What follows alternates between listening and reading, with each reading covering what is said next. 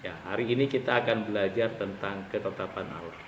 Dan kita akan belajar tentang ketetapan Allah dikaitkan dengan karya Allah. Ini 4 hal yang perlu dan penting untuk kita ketahui sebagai orang percaya yang menyembah Allah yang Esa, Bapa, Anak, Roh Kudus. Naturnya, atributnya, ketetapannya, dan karyanya. Dari naturnya kita belajar bahwa Allah adalah transenden, imanen, mutlak, pribadi. Dari atributnya kita belajar yang incommunicable dan yang communicable, baik self-existentnya, immutability-nya, infinity-nya, dan unity-nya. Spirituality, intellectuality, morality, dan sovereignty. Ini kita sudah belajar tentang atributnya. Dan kita akan belajar tentang ketetapannya, penciptaan, providensia, penebusan, yang nanti menjadi dasar dari karyanya, yaitu menciptakan, memprovidensia seluruh ciptaan, dan menebus umat pilihannya.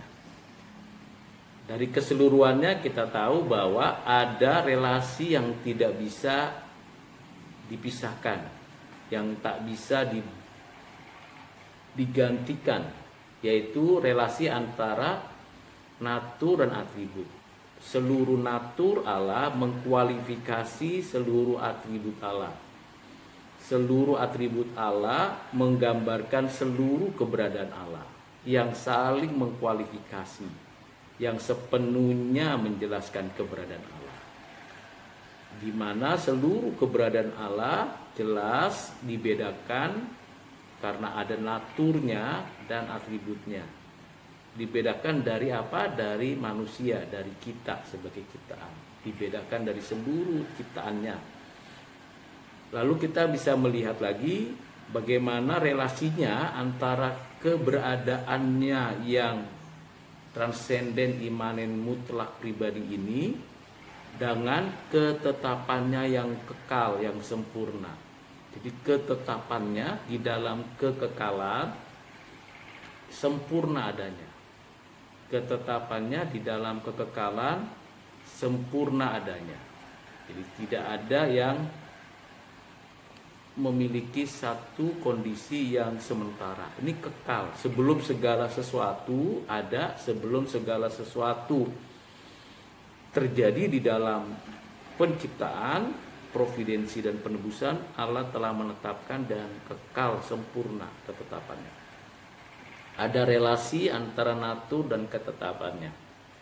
Lalu ada relasi antara apa yang dinyatakan oleh Allah di dalam karyanya berkaitan dengan atributnya. Misalnya Allah menciptakan segala sesuatu dari tidak ada menjadi ada dengan kasihnya, dengan kuasanya, dengan kebaikannya, dengan segala kebenarannya, dengan segala kesatuannya. Nah, itu digambarkan atribut, ada relasi antara atribut Allah ya dengan kekaryaannya. Demikian juga ada relasi yang pasti yang tidak mungkin bisa dipungkiri antara ketetapan Allah yang kekal, yang satu kesatuan ini, dengan karyanya. Jadi apa yang ditetapkan oleh Allah itu yang dinyatakan di dalam karyanya. Ada ketetapan penciptaan, maka Allah menciptakan. Ada ketetapan providensia, maka Allah memprovidensia ciptaannya. Ada ketetapan penebusan, maka Allah menebus. Ini satu kesatuan yang tidak bisa dipisahkan dari 4 hal ini, untuk menggambarkan bagaimana karya Tuhan dinyatakan, sehingga selalu kita lihat keutuhannya.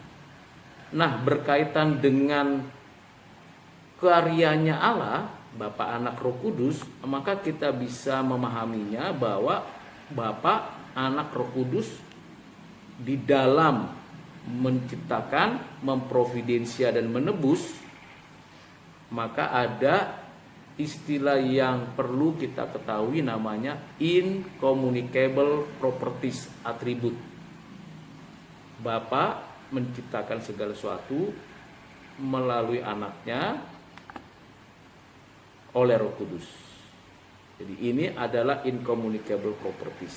Anak inkarnasi menjadi manusia untuk mati di atas kayu salib, bangkit dari kematian, menyatakan diri, lalu naik ke surga, duduk di sebelah kanan Allah Bapa dan akan datang kembali. Roh Kudus memberikan pewahyuan, memberikan inspirasi, melahirbarukan orang percaya untuk menyatakan karya penebusannya, providensianya, dan penciptaan yang baru. Dan keseluruhannya ini disebut incommunicable properties. Jadi ada incommunicable dan communicable, ini setara di dalam natur dan atributnya. Ada ketetapannya yang sama, yang setara, dan dikaitkan dengan kekaryaannya ada yang namanya incommunicable properties. Keseluruhannya itu antara natur Allah yang transenden dengan karyanya jelas ada relasi, tetapi juga ada kualifikasi yang berbeda. Allah transenden imanen mutlak pribadi, ciptaannya itu imanen. Ada juga yang bersifat rohani.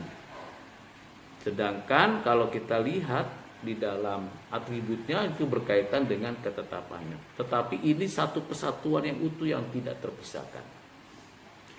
Nah, ini bagian yang pertama untuk dapat dipahami dengan baik.